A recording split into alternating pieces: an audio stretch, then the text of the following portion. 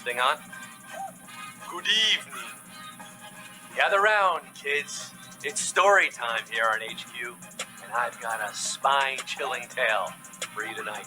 15 years ago today, on August 14th, 2003, the absolutely unbelievably unthinkable happened.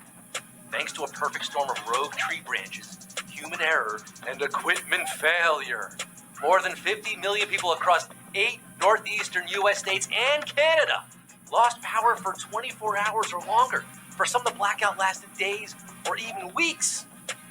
And I, your humble host, was caught dead in the middle of all the chaos. At the time, I was just a young man of 18, working a summer job at an ice factory, which is the coolest job to have in the summer. I was out on the truck that day, coming back from my deliveries, blasting Evanescence. Wake me up! When I was greeted by throngs of deli owners and restaurant managers inexplicably crowding around the loading docks, I jumped out and got word that the power had gone out. Everyone needed ice to keep their food from spoiling, and the factory had sold out of dry ice that day, which is a lifesaver for small business owners. But I had just happened to have picked up some unwanted dry ice from a food emporium earlier. Of all the days, this had never happened before. It was unaccounted for. There was no paper trail. And so, as I saw one devastated dude walking away empty-handed, I hushed him over to my truck and sold him my dry ice for $150 cash. Yeah, I moved hot ice that literally fell off the back of a truck. And he was grateful to have it. And I was stoked for the extra dough, because I was making minimum wage. I live to tell the tale, my friends, and if there's a moral to my story, it's this. When life gives you a catastrophic blackout, make lemonade with lots of ice cubes. Or play HQ, a more reliable way to make money than waiting to profit off another disaster. I am your host, hoarding the supreme edition of the New York Post, Scott the Bull Luzinski, live from the greatest city on earth, this city that never sleeps, Newbridge Corners, New Jersey. Blacking out with over 470,000 of you, including Caroline at the Canal Street station. Thanks for your help at the post office. Team CNR, Ash's boyfriend, Mike Anderson, Ross and Conrad Gordon, Natalie and Roz, maybe see a curveball, Tiffany Ann Watson and Vietnam vet Jerry, newlyweds Dan and Lynn Rowland, congratulations, Jake Sayers, who got stung by a stingray, I hope you're feeling okay, Officer Harrops, and happy birthdays to Krista, Megan Kelly, and OGH cutie Ian Prieto, turning 32. Tonight, I'm asking 12 questions. 12 simple questions. Well, they start simple and they get less simple as they go along. If you answer them all correctly, you're going to win $5,000. You can literally buy a ton of dry ice with $5,000 and go nuts on Halloween. Why not? Hey, do you own an Apple TV? I do. And now I can play HQ on it. All right, well, I mean, I can, but you can. Look at these couch potato HQties with their Apple TV HQ app. Look, Mom, I'm on the big screen. So if you have an Apple TV, check it out. We're there now in the App Store on your TV. What a world. Are you powered up? Is your phone fully charged for tonight's trivial affair? Then come on, y'all, it's time to have fun. Come on, y'all, it's time to have fun. I did my research. I hope you did yours. It is time to quiz with me and get some money. Let's get down to the nitty-gritty. With nearly 500,000, 500,000 players live around the world right now in this game, let's get this show on the road at Cumero. Numero uno. Movies are usually projected on what kind of surface? Screen, ground, or sky?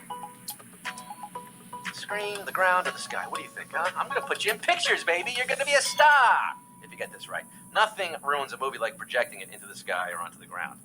Our necks don't crane all that well. Luckily, there are cinemas with screens. Silver screens. 482,911. Covering some ground tonight. To Q2 we go. Through the woods. What animals' babies are called fawn? Deer, bear, or tiger? Fawn. Baby what? Bears and tigers. And deer. Oh my. Bears and tigers are like the Eugene Emeralds. They both give birth to cubs. And that is a deep cut for you minor league baseball fans. Shout out Eugene, Oregon. But doe, a deer, a baby deer is called a fawn. And that's the answer. Deer. 472,497. Oh, I'm fawning over all of you, you little Bambis who got this right. We're thumping along to Q3 tonight. Which of these is not the name of an official penalty in NFL football? Clowning, clipping, or holding?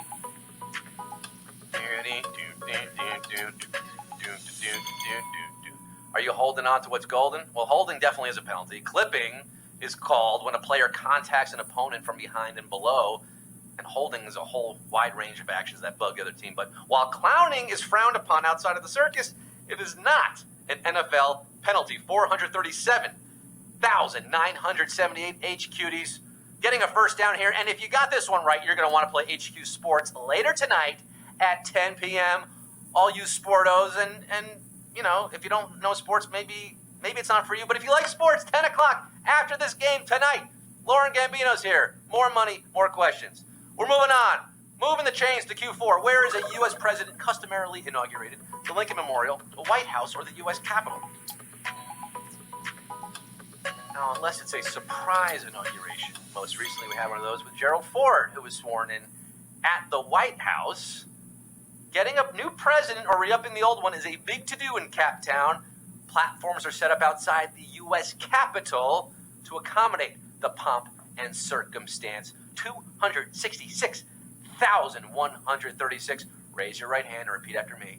I, H. Cutie, do solemnly swear to answer Q5. Which of these was a Nickelodeon cartoon? Rocko's Modern Life, Dexter's Laboratory, or the Powerpuff Girls?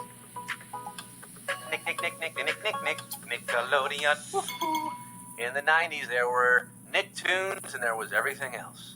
If you wanted to catch the adventures of an 18-year-old wallaby, his dog Spunky, and best friend Heifer Wolf, you had to turn to the Orange Blob channel for Rocko's Modern Life. Woo-hoo. Rocko's Modern Life. 136,090 rockin' and rollickin' and rolling to Q6, the halfway point.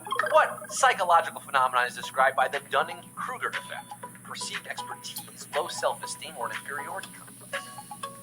Oh, I knew this because I know everything about psychology. I mean, I never studied it, but it seems really easy. I assume I've got it down. And voila, I am demonstrating right now the Dunning-Kruger effect, which is when someone is so incompetent that they cannot evaluate their own competence. It is a perceived expertise. 60,034. Well, you actually are experts so far. You're getting Q7. Which of these cards is not in a typical pinochle deck? Ace, 10, or 6? Pinochle. We're all used to the standard playing card deck, right? 4 suits, 13 cards, 52 cards total. But the pinochle deck's a different beast. There are 48 cards, which are really 2 identical decks of 24. In all 4 suits, you get 1 each of the 9 up to the ace. No 6 in sight. Not even Nicky's 6 unless he's playing with you. 23,926. Joker's wild. HQ's wild tonight for Q8. What river forms much of the Texas-Oklahoma border? The Brazos River, the Rio Grande, or the Red River? All these rivers are a kind of boundary. Some consider the Brazos the dividing line between the east and west parts of Texas. Ain't no more cane on the Brazos. And the Rio Grande forms part of the U.S.-Mexico border along Texas. Across the Rio Grande. But for dividing Oklahoma and Tejas, the Red River is the nexus for Texas. I should have probably pronounced it Texas there to make the nexus thing rhyme. 17,643 are going from Ardmore to Denison, fording the Trivia River, for Q9. Which Star Wars material shares its name with a real earthly substance? Tibanna gas, carbonite, or coaxium? Star Wars, nothing but Star Wars. This chemical mixture was once used by coal miners as an explosive, making it the opposite of its fictional namesake, which was more of a preservative, kept Han Solo frozen fresh. Of course you know it now, it's carbonite.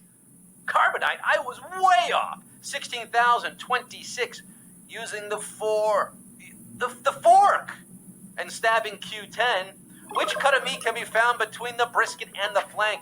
Chuck, short plate, or round? Hope you're hungry for this one. Brisket. Nothing like my Grammy's brisket. Americans used to know this stuff way back when we lived on farms, or at least went to butcher shops. But on the underside of the cow, the beef belly goes from front to back. You got brisket, the short plate, and then the flank. Yeah, short plate's your answer. Oh, boy, Alberto, we have savagery striking hard here. Chopping you up like a butcher. 1,634 surviving, but 15,000 HQDs butchered at Q10. You are not graduating from Bovine University, but 1,634 of you are. Maybe some of you using extra lives right now. That might help. If you got extra lives for Q11, the penultimate question, you're so close to $5,000. Q11. Croatian Armed Forces gave France the word for an accessory that goes around what? Neck, wrist, or waist?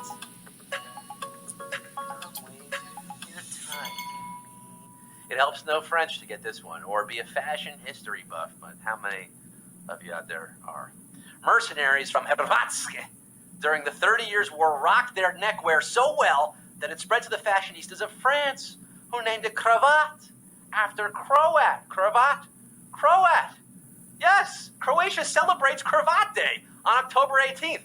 I'll be in Dubrovnik for that. 3,038 are now in the game, so a whole lot of you did use your extra lives there. Congratulations to you. Smart move. You have made it to the final round of tonight.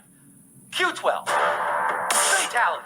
Finish it. It all boils down to this. 3,038. For the final question, if you answer this, you're going to win. You're going to win some money, folks. Yeah, we give out money here. You don't only like me for my money, do you? You kind of like the whole thing. Okay, good. Q12. What song has the riff in Smells Like Teen Spirit frequently been compared to? More Than a Feeling, Don't Fear the Reaper, or Take the Money and Run? Down. You know it. I know it. We all know Smells Like Teen Spirit. Are you going to smell like a winner? Are you? Kurt Cobain said he was trying to write the ultimate pop song when he composed Smells in 1991, and he kind of succeeded. I mean, it was the band's biggest hit, reached number 6 on the charts. He said he was going for a Pixies sound, but it must have humbled him to hear the song compared to another band's number 1 hit.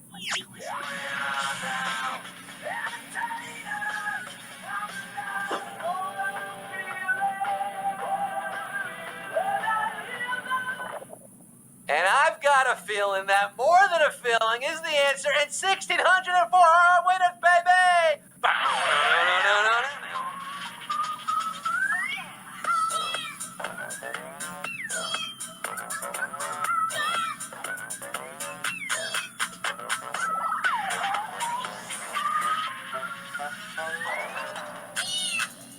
Back-to-back Boston questions to close the quizzes here. Loving that band out of Boston. Congratulations to 1,604 of you. Shout out to Brad Delp, Tom Schultz. $3.12 going to all of you. You did it. You get some money and you get some bragging rights. Once you go and buy a Boston album or a Nirvana album, just buy some music. No one buys music anymore. Support these artists. They're starving. JLit83 winning some money. Pokinatcha looking at me with a grin. You won HQ Mentos, the fresh maker, a money maker tonight, Solar Cutie, so many more of you. You did it, folks. Congratulations. Hey, what did I say earlier about the sports show that's happening later tonight at 10 p.m.? Yeah, it's happening tonight. HQ Sports is live with the great Gambino, 10 p.m., so sit tight for that. Tomorrow, HQ Trivia, regular edition, with me, is back at 3 p.m. and 9 p.m. We do this every weeknight and weekday. Well, every night at night. How many times have I said this and I get it wrong? Every night at 9 p.m. and every weekday at 3 p.m., okay? You got it? Good. And this Thursday, our theme night, guys. Where's the beef? It's on HQ at 9 p.m. because it's 80s night and the feeling's right. Oh, yes, it's 80s night. Cuddle up with your Care Bears and Cabbage Patch Kids. And me, Scott Rogowsky, I'm signing off for tonight. Saying, many people come to me and they're like, hey, what kind of girl is it you want to meet? Well, I'll tell you. I just want to meet a girl with a head on her shoulders. I hate necks. I like them like this. Woo!